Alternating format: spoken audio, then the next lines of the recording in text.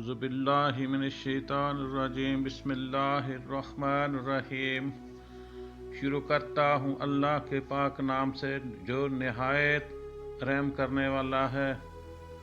आज मैं आपको बताता हूँ कि घर का माहौल किस तरह का हो, बच्चे घर के माहौल से क्या सीखते हैं। चले फिर एक कहानी शुरू करते हैं।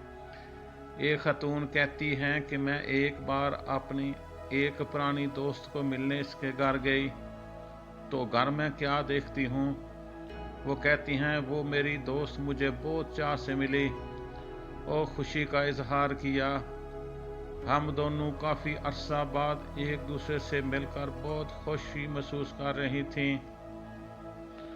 कुछ देर इनके घर बैठने के बाद इनकी एक छोटी बेटी आई और कहने लगी, अम्मी अम्मी क्या हम आज जन्नत में घर नहीं बनाएंगे।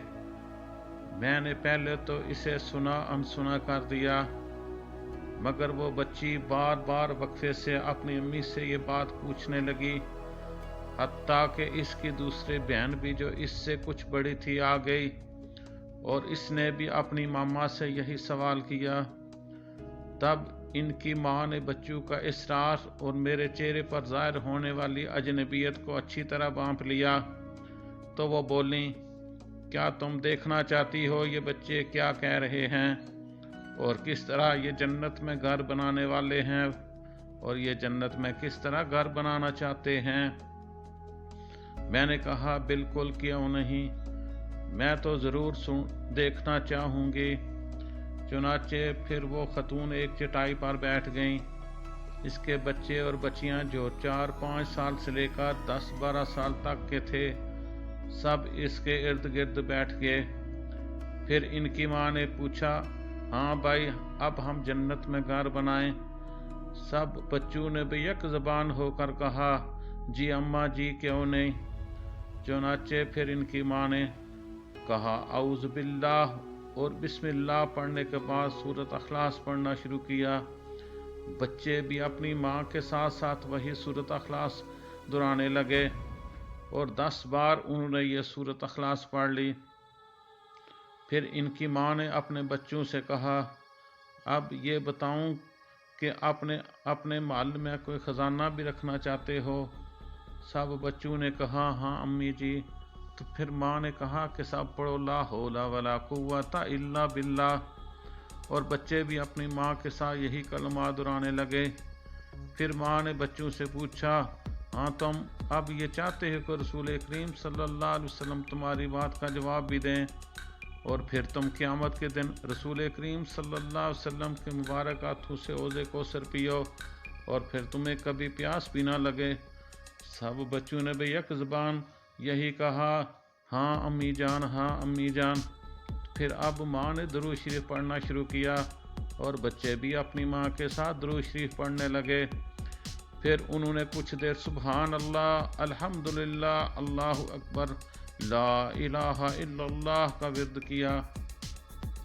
आखिर में इनकी माँ ने कहा, ठीक है बच्चों, आज जन्नत में घर बनाने का काम पूरा हुआ, अब जाओ और अपना अपना काम करो, शाबाश।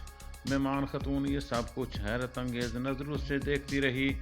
जब इस अमल से फारग हो गई तो मेज़बान खतून कहने लगी, देखें ये तो आप भी जानती हैं कि सब बच्चे भी ये जानते हैं कि कुछ देर अपनी माँ के साथ बैठें और अपनी माँ से कुछ सुने और दिल बहलाएं। चूँकि हमारे ये बच्चे आजकल कार्टून वगैरह देखते हैं और इसमें ये देखते हैं कि किस तरह कार्टून के किरदार अपना अपना घर बनाते हैं और इसमें अपने लिए ख़जाने भी जमा करते हैं। मैंने चाहा कि क्यों ना अपने बच्चों का ये शौक़ भी पूरा करूं और इनके लिए अच्छी तरबियत भी हो, चाहे जो न सिर्फ इनकी दुनिया को खुशगवार बनाए बल्कि इनकी आखिरत को भी संवार दे। बस यही सोच थी जिसके नतीजे में अल्लाह ताला ने मेरे दिल में ये तरगीब डाल दी। इसका असर तुमने खुद अपनी आंखों से देख लिया। वो मेहमान खतून ये सब देखकर अज़म करके उठी कि वो भी अपने घर में ऐसा माहौल बनाएगी, क्योंकि बच्चे पाल लेना कमाल नहीं, बच्चे तो जानवर भी पाल लेते हैं। तरबियत करना जानवरों व इंसानों में फ़र्क करता है।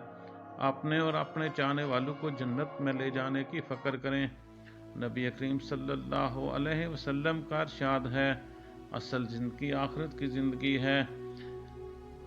ماں اپنے بچے سے کہ بیٹا 10 مرتبہ سورۃ اخلاص پڑھو تو اللہ تعالیٰ تمہارے جنت میں ایک گھر بنائیں گے۔ بچے نے پڑھنا شروع کیا تو ماں بھی ساتھ پڑھنے لگی۔ بچے نے بڑے معصوم انداز میں کہا اماں جان تم مت پڑھو، ہم دونوں ایک ہی ساتھ ایک ہی گھر میں رہیں گے۔ اللہ تعالیٰ ہمارا گھر جنت میں کرے، آمین ثم آمین۔